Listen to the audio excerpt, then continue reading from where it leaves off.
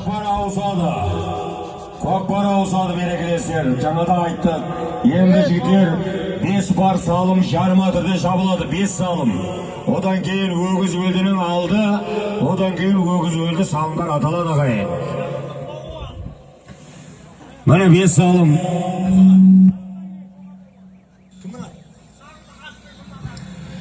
Шағырлық Асылбек Мырзаның найзағай атты тұлпарыменен, Шағырлық Асылбек Мырзаның найзағай атты тұлпарыменен Шағыр елді мекені баласы